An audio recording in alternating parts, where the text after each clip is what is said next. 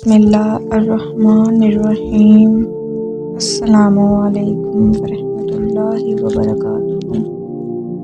حضرت ابراہیم علیہ السلام کے بیٹے حضرت اسماعیل علیہ السلام کے 12 بیٹے تھے۔ ان کی نسل اس قدر ہوئی کہ مکہ مکرمہ میں نہ سما سکی اور پورے حجاز میں پھیل گئی۔ ان کے ایک بیٹے کیدار کی اولاد میں عدنان ہوئے۔ عدنان کے بیٹے ماد اور پوتے کا نام نزار تھا۔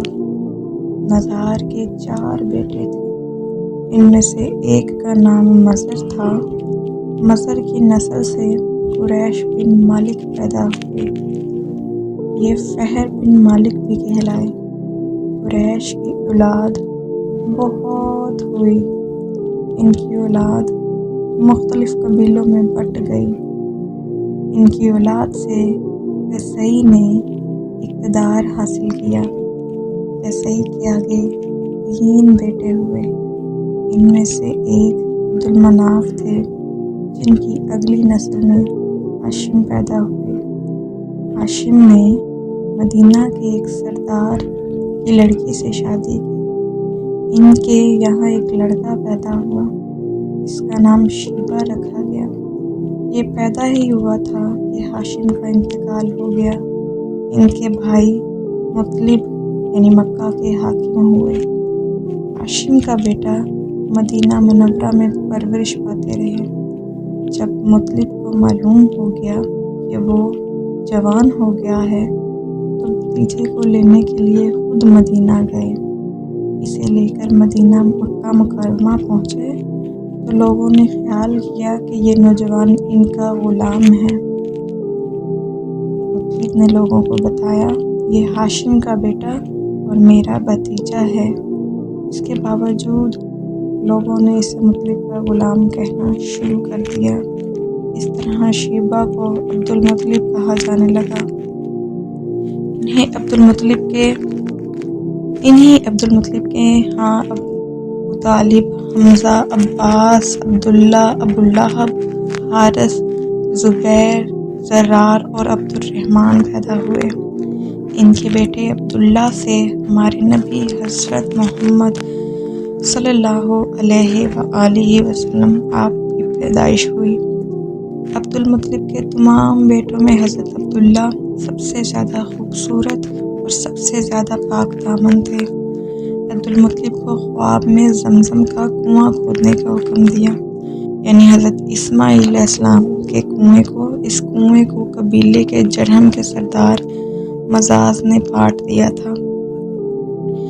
قبیلہ جرہم کے لوگ اس زمانے میں مکہ کے سردار تھے، بیت اللہ کے نگران تھے۔ انہوں نے بیت اللہ کی بے حرمتی شروع کر دی۔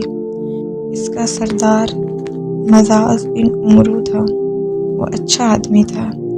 اس نے اپنے قبیلے کو سمجھایا کہ بیت اللہ کی بے حرمتی نہ کرو، مگر ان پر اثر نہ ہوا۔ جب مزاز نے دیکھا کہ ان پر کوئی اثر نہیں ہو رہا تو قوم کو اس کے حال پر چھوڑ کر وہاں سے چلا گیا۔ اس نے تمام دولت، تلواریں اور زرہیں وغیرہ خانہ کعبہ سے نکال کر زمزم کے کنویں میں ڈال دیں اور مٹی سے اس کو بھر دیا۔ کنواں اس سے پہلے ہی خشک ہو چکا تھا، اب اس کا نام و نشان مٹ گیا۔ مدتوں یہ کنواں بند پڑا رہا۔ اس کے بعد بنو خزاعہ نے بنو جرہم کو وہاں سے مار بھگایا۔ بنو خزاعہ اور قصی کی سرداری کا زمانہ اسی حالت میں گزرا، کنواں بند رہا، یہاں تک کہ قصی کے بعد عبدالمطلب کا زمانہ آ گیا۔ انہوں نے خواب میں دیکھا، خواب میں انہیں زمزم کے کنویں کی جگہ دکھائی دی اور اسے کھودنے کا حکم دیا گیا۔ حضرت علی رضی اللہ تعالیٰ عنہ سے روایت ہے کہ حضرت عبدالمطلب نے بتایا، میں حجر اسود کے مقام پر سو رہا تھا کہ میرے خواب میں میرے پاس ایک آنے والے نے کہا، طیبہ کو کھودو۔ میں نے اس سے پوچھا، طیبہ کیا ہے؟ مگر وہ کچھ بتائے بغیر چلا گیا۔ دوسری طرف रात फिर वही ख्वाब आया। कहने लगा, बर्रा को खोद दो। मैंने पूछा, बर्रा क्या है? वो कुछ बताए बगैर चले गए। तीसरी रात मैं अपने बिस्तर पर सो रहा था, फिर वही शख्स मेरे ख्वाब में आया। उसने कहा, मजनूना खोद दो। मैंने कहा, मजनूना क्या है? कुछ बताए बगैर चला गया। इसी से अगली रात में फिर बिस्तर पर सो रहा था कि फिर वही शख्स आया और बोला, जमजम खोद दो। मैंने इससे पूछा, जमजम क्या है? इस बार इन्होंने कहा, जमजम वो पानी है जो कभी ख़त्म नहीं होता, जो हाजियों के बड़े बड़े मजमुए को सैराब करता है। हज़रत अब्दुल मतलब कहते हैं, मैंने इनसे पूछा कि कुआं किस जगह है? इन्होंने बताया, जहाँ गंदगी और खून पड़ा है और कौवा ठूंगे मार रहा है। दूसरे दिन हज़रत अब्दुल मतलब अपने बेटे हारिस के साथ वहाँ गए। इस वक्त इनके यहाँ एक लड़का था। उन्होंने देखा वहाँ गंदगी और खून पड़ा था और कौवा ठूंगे मार रहा था। इस जगह दोनों तरफ बुत मौजूद थे और ये गंदगी और खून दरअसल इन बुतों पर कुर्बान किए जाने वाले जानवरों का था। पूरी निशानी मिल गई।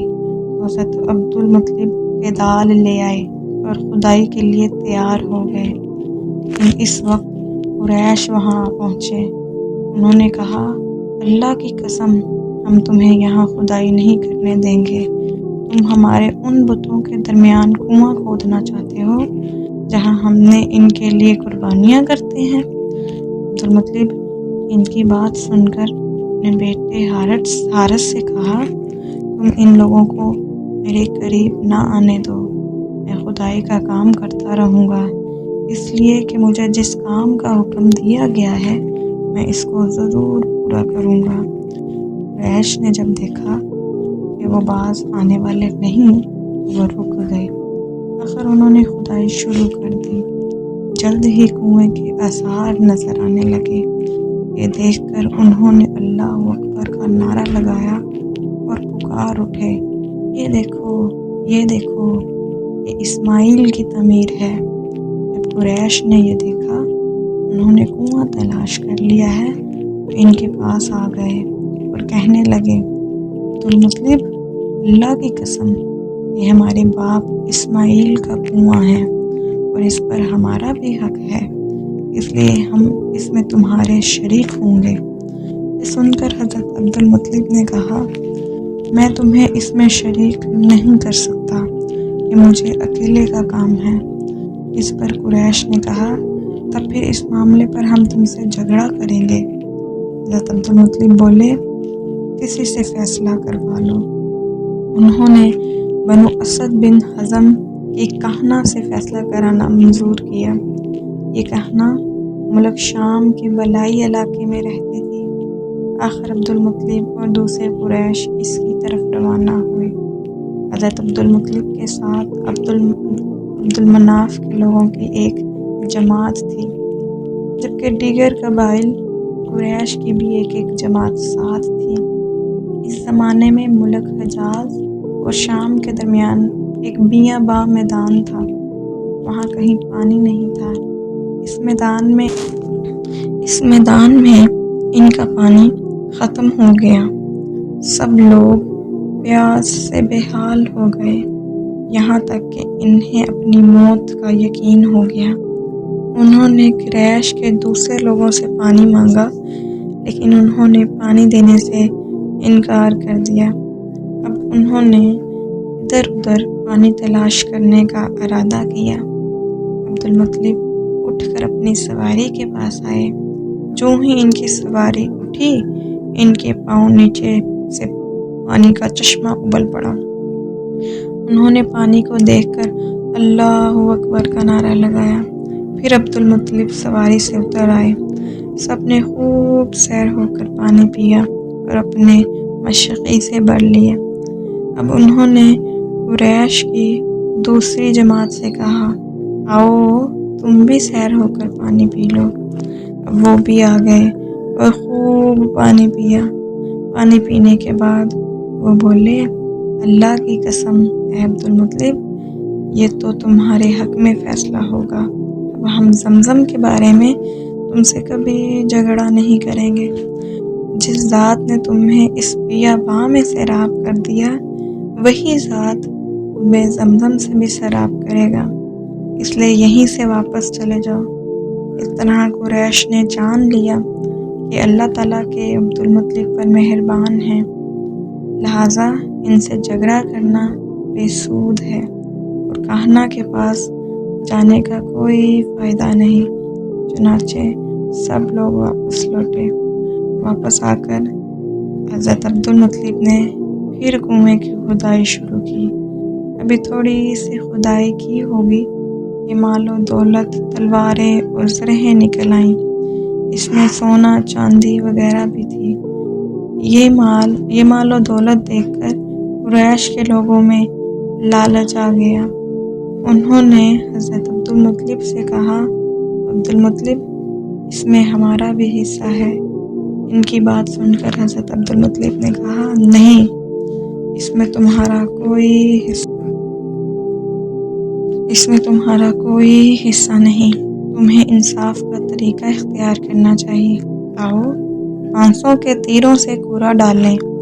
انہوں نے ایسا کرنا منظور کر لیا۔ کعبے کے نام سے رکھے گئے 2 عبد المطلب کے اور 2 قریش کے باقی لوگوں کے نام سے رکھے گئے۔ پانسا پھینکا گیا تو مال و دولت کعبے کے نام نکلا، تلواریں اور زرہیں حضرت عبد المطلب کے نام، اور قریشیوں کے نام جو تیر تھے وہ کسی چیز پر نہ نکلے۔ اس طرح فیصلہ ہو گیا۔ حضرت عبد المطلب نے کعبے کے دروازے کو سونے سے سجا دیا۔ سبحان اللہ۔